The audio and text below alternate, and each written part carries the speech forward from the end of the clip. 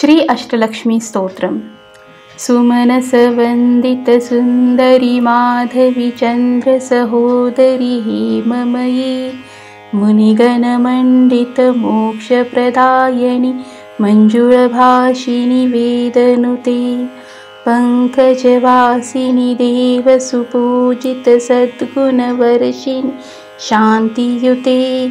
जय जय हे मधुसूदनकामिनि आदिलक्ष्मी सदा पालय माम्।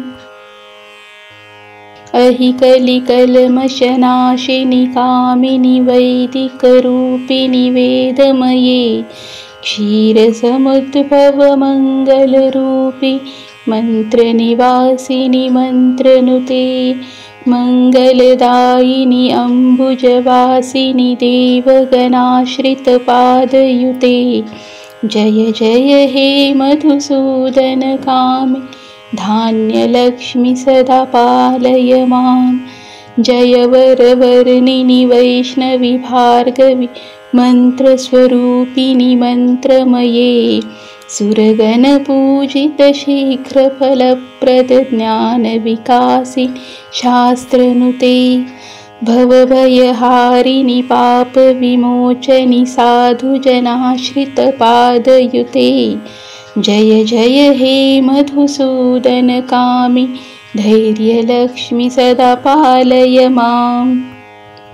जय जय दुर्गतिनाशिनि कामिनि सर्वफलप्रदशास्त्रमये रथगजतुरगपदाति समावृतपरिजनमण्डितलोकनुते हरिहर ब्रह्मसुपूजित सेविततापनिवारिणि पादयुते।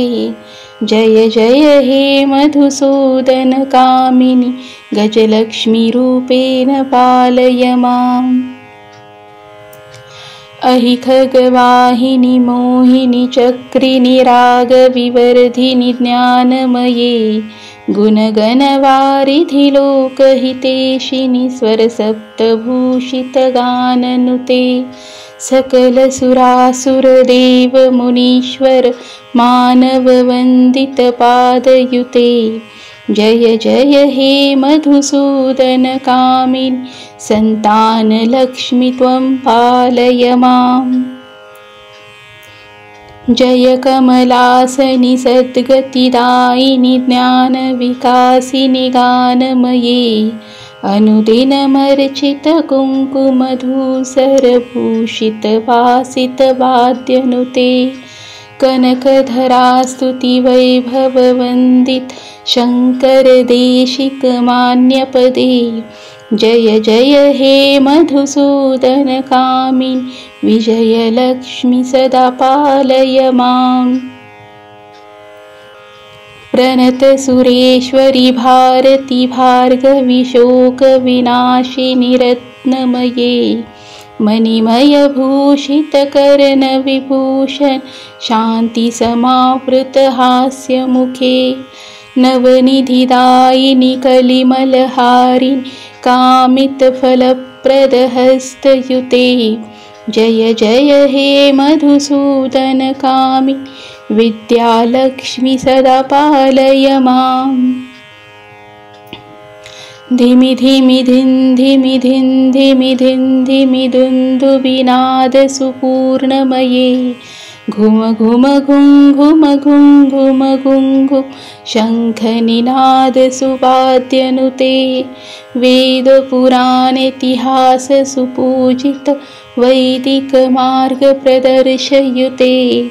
जय जय हे मधुसूदनकामिनि धनलक्ष्मीरूपेण पालय माम्।